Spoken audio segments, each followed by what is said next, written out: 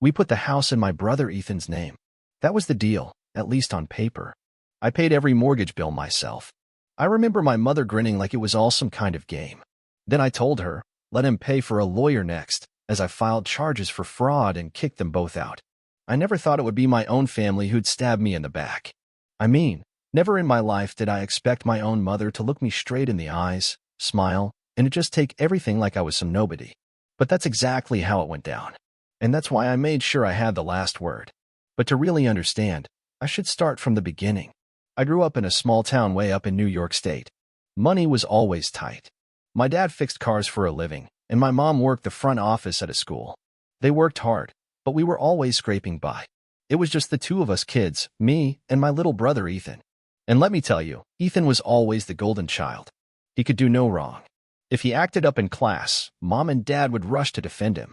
If he flunked a test, they'd blame the teacher. He crashed his car once, and somehow they found the money to get him another.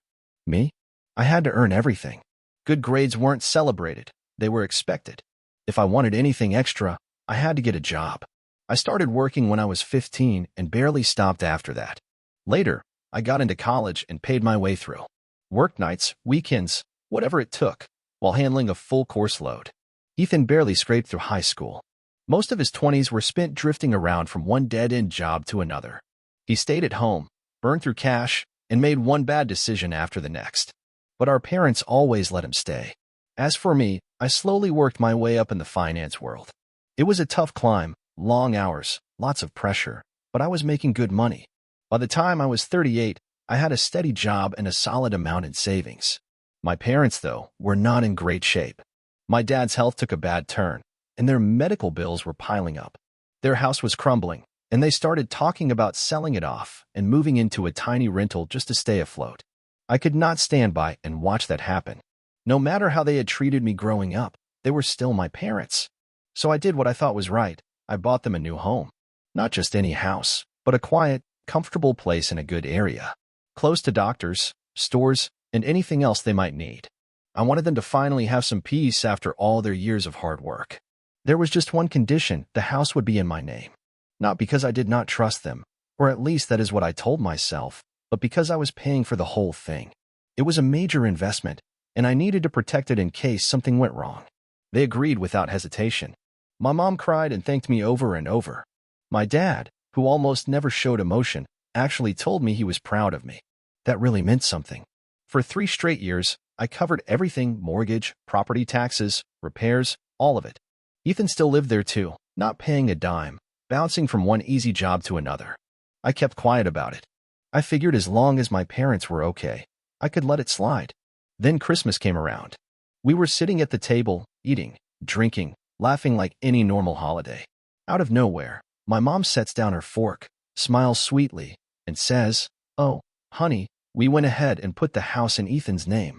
I just sat there, stunned. I looked at her, thinking I must have heard it wrong. "What did you just say?" I finally asked.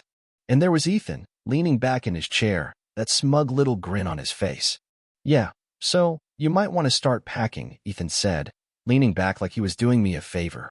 "We're not kicking you out this minute, but technically, this isn't your place anymore." I felt my chest tighten. I glanced back and forth between them, still hoping it was some twisted joke. But Mom just sat there smiling, like she hadn't just stabbed me in the back. "It's only fair," she said like it made sense. "Ethan doesn't have anywhere else to live. You're strong. You'll figure it out." I could not believe what I was hearing. I bought that house. I paid every last bill. And now they were handing it off to Ethan like I was just some squatter overstaying my welcome. I turned to Dad, praying he would speak up. But he just kept his eyes on his plate, chewing like nothing had happened. He knew this was wrong. But like always, when it came to Ethan, he kept his mouth shut. Ethan raised his glass, grinning like he had won the lottery. "No need to rush, man," he said. "But yeah, maybe start looking for a new spot." I took a deep breath to calm myself. I reached for my glass of watermelon juice, took a sip, and set it back down slow and steady. Then I said, quiet and clear, "Actually, you might want to double-check the name on the property deed." The whole table went still.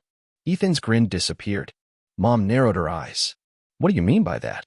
Her voice was suddenly sharp, like she already knew she had made a mistake. I kept my voice level. "I mean, this house was never legally yours to give away. I bought it. It's in my name. I never signed anything over. Her face went pale. That's not true, she snapped. Where do you think the money came from? I cut her off right there. It came from me, I said. Every payment, every tax bill, every repair, me. You never had any right to transfer anything. Ethan sat up straighter, clearly nervous now. Mom, he said, his voice cracking just a little. But she just kept going, desperate now. We signed the forms. The lawyer helped us. What lawyer? I asked. Because I never agreed to anything. Never signed a single paper. That is when their faces started to fall apart. Right then, they knew they had nothing. No papers. No rights. No legal claim to any of it. That was the moment I knew I had them. Payback had arrived, and they felt it. The room went dead quiet. Ethan looked like he had seen a ghost. All the smugness drained right out of him. My mother's confident smirk was cracking, like she could not wrap her head around what had just happened. And my dad?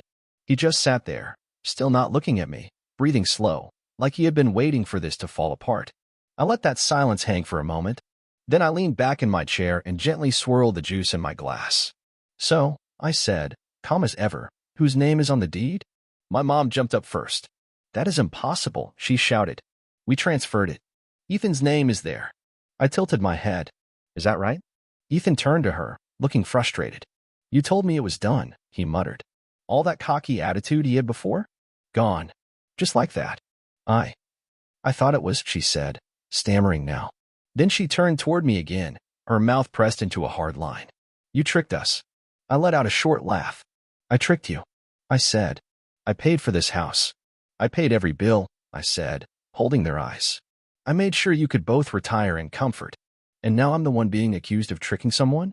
You're the ones who tried to stab me in the back. Ethan pushed his chair out and muttered, whatever. We'll just fix the paperwork. I raised an eyebrow. Oh yeah? And how do you plan to do that? We'll go back to the lawyer, Mom said quickly, her fingers clutching the edge of the table like she was still in charge of something. We'll get the deed transferred for real this time. I smiled calm, steady. Go ahead. Try. They had no clue. Not the slightest idea. What they did not know was that I had already planned for something like this.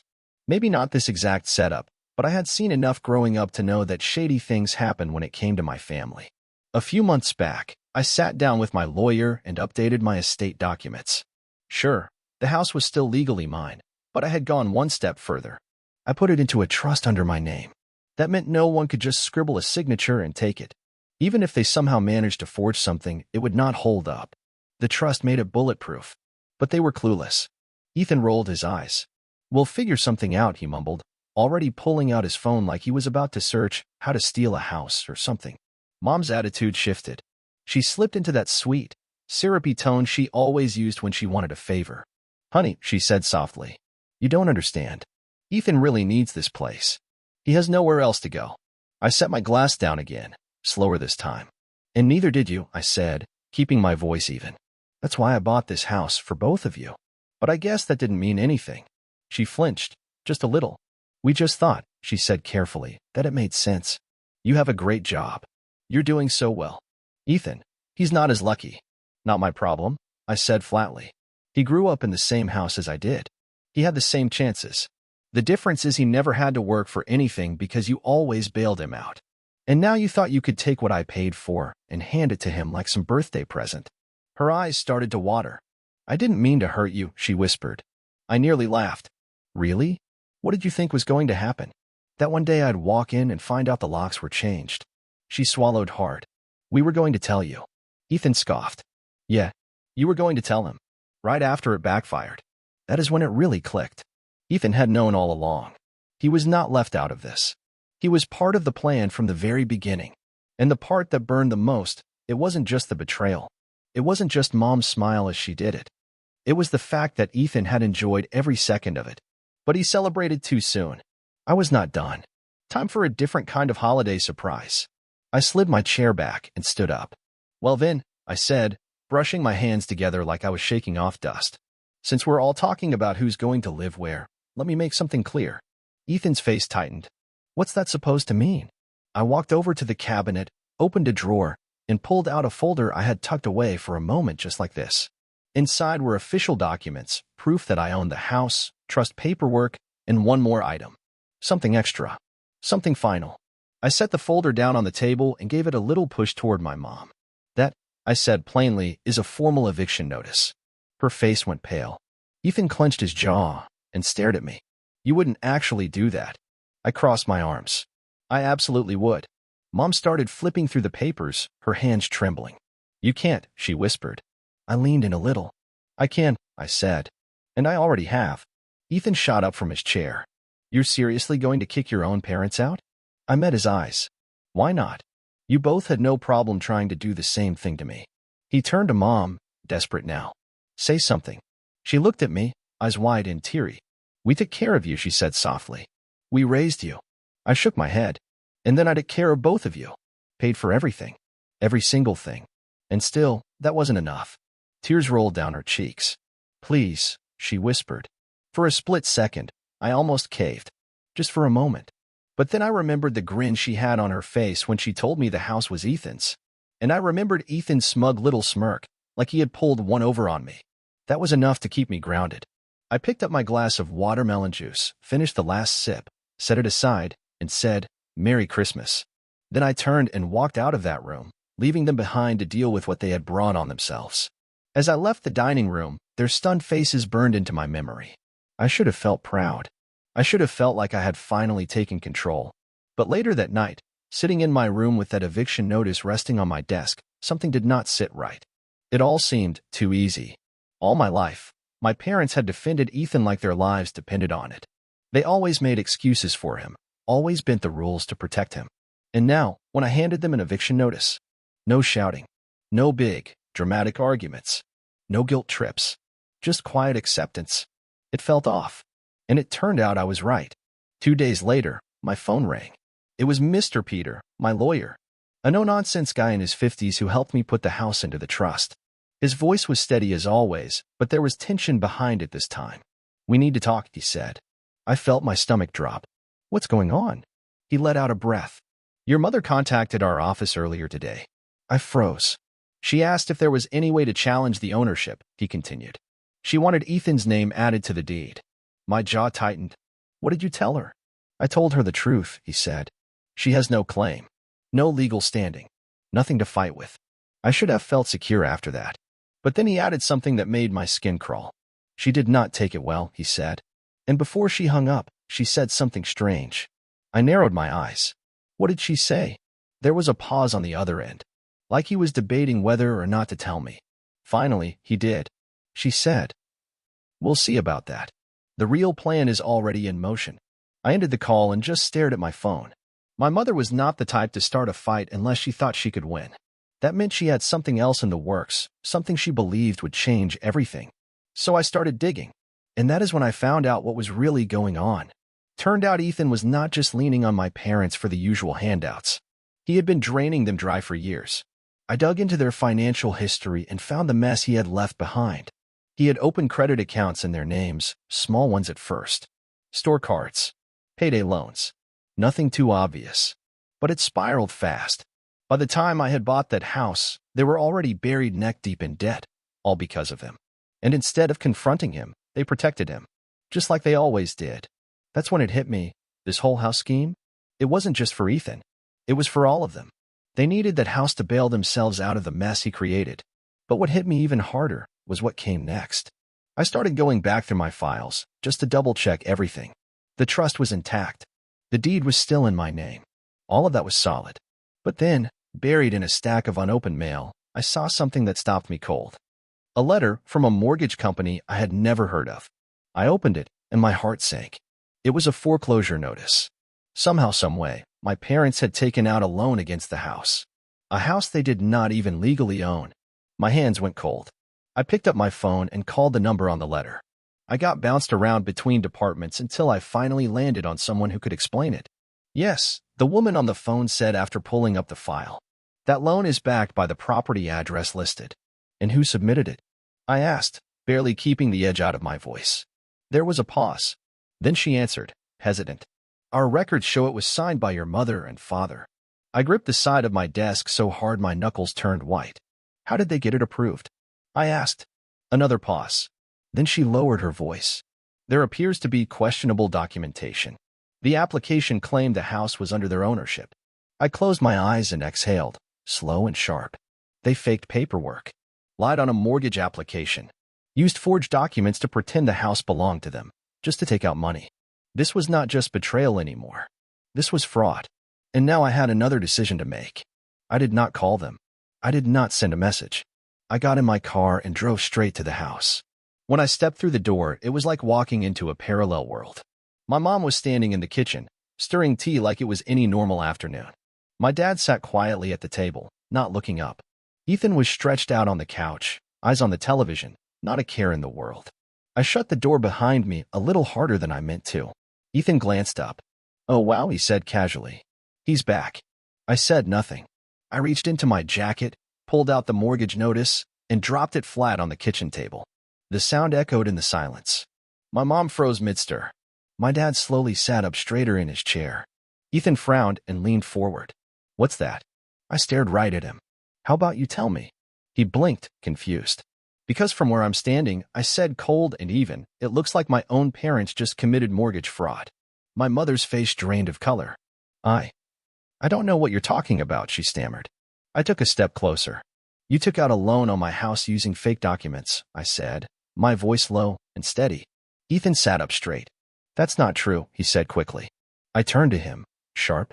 "Oh, so you had nothing to do with this?" He opened his mouth like he was about to argue, then stopped. My mother licked her lips and spoke gently, but her voice shook. "Sweetheart, we didn't know what else to do." I slammed my hand down on the table. The sound echoed through the room. She flinched. "You had a choice," I said. "You just made the wrong one." The room went quiet. Then, finally, my father spoke, his voice barely more than a whisper. "It was a bad decision." I let out a dry, bitter laugh. "A bad decision? Forgetting to pay a utility bill is a bad decision. This was deliberate." I pointed right at Ethan. "You let him bleed you dry. Every dime. And instead of stopping him, instead of holding him accountable, you tried to take what was mine." My mother's eyes filled with tears. "We were going to pay it back." I shot back. "With what money? You don't even own the house." "You never did." Ethan got to his feet, puffing out his chest like he was about to take charge. "Just calm down," he said. "It's not that big a deal. The bank's not going to come after you. You're not going to lose the house." I smiled, but it wasn't the kind of smile that made people feel comfortable. "You're right," I said. "I won't lose the house." I let that hang for a second. "But you will." My mother gasped. "What are you saying?" I reached inside my coat and pulled out one more document. I laid it on the table, slow and deliberate. It was a copy of the police report. Ethan turned pale the moment he saw it. I looked my mother in the eyes. "I gave everything I had to this family, and you still tried to take from me. That was your choice. But I'm done playing along. I'm not letting it happen again." Silence settled like a storm cloud. Then I turned my gaze to Ethan, letting my grin stretch just a little wider. "And you," I said, "you better start packing. Because your freeloading days are over." The air in the room got heavy, like no one could breathe. My mom sat frozen, staring at the report. My dad just looked down, gripping his coffee cup so tight it might shatter. Ethan looked like he was about to bolt. He probably should have, because I was just getting started. "Step one was exposing the fraud," I said, leaning back in my chair. "And I'm not done." I scanned their faces. "Here's the truth. You didn't just betray me. You committed a crime." My mom's head jerked up. "It was a misunderstanding." I tilted my head. "A misunderstanding? You forged ownership papers and used them to borrow money. That's not a little mistake. That's a felony." Ethan balled up his fists. "You wouldn't turn in your own parents." I smirked. "Too late. I already did." My mom sucked in a breath like I had just slapped her. No, you didn't," she whispered. Without a word, I pulled out my phone, opened my email, and turned the screen toward her. "See this?" I said. "That's the official fraud report. Sent straight to the state attorney's office." She gasped, hand flying to her mouth. My dad exhaled and rubbed his forehead, looking older than I had ever seen him. "Son, please, think this through." I did, I replied. I thought it through the day I bought this house. I thought about it every month while covering the bills. I thought about it again when you tried to steal it from me. And I really thought about it when you committed a felony that could have wrecked my life. I turned to Ethan. "So yeah, little brother, pack your things. This house, this life, it's not yours anymore." Ethan shoved his chair back and stood up. "I don't have to sit here and listen to this." I gave a casual shrug. "Then don't." But you might want to listen when the cops knock. His face twisted. You think they're going to arrest Mom and Dad? You really think you're better than us? I stepped toward him, close enough for him to feel it. No, Ethan. You did this. You dragged them into your mess. You watched them fall apart while you hid your screw-ups, and now you're trying to steal from me on top of it. He was shaking with anger. You've always been a selfish, arrogant jerk. I chuckled. That's rich coming from you. I was generous. You got greedy. The next day, it all started falling into place. I got a call in the morning. The case had escalated fast. Turns out mortgage companies do not take kindly to forged documents and phony ownership claims. Investigators confirmed the fake deed transfer. They followed the trail of money. And right at the center of it all, Ethan and his gambling habit. By late afternoon, 2 officers arrived at the house. I was not there, but my lawyer told me everything. Ethan lost his mind, screaming, swearing, blaming everyone. He even tried throwing Mom under the bus, said it was all her idea. She cried, begged them not to take him. But that wasn't going to stop anything. My dad, as always, just sat there, quiet, like he knew this had been coming for a long time. Ethan was charged with felony fraud. Mom was named an accomplice. The loan forms had both their names on them, so she couldn't wiggle out of it. Dad? He wasn't prosecuted. He hadn't signed a thing. But his finances? Wrecked. And with that, the people who tried to rob me were completely undone. The final step? Eviction. With Ethan tangled up in legal trouble and my mother facing charges, I pushed ahead. They fought it, of course. Mom pulled out every trick she had, tears, guilt, promises to make it right. But I was done. For weeks later, they were out. Ethan had nothing left. No job, no money, no one left to lean on.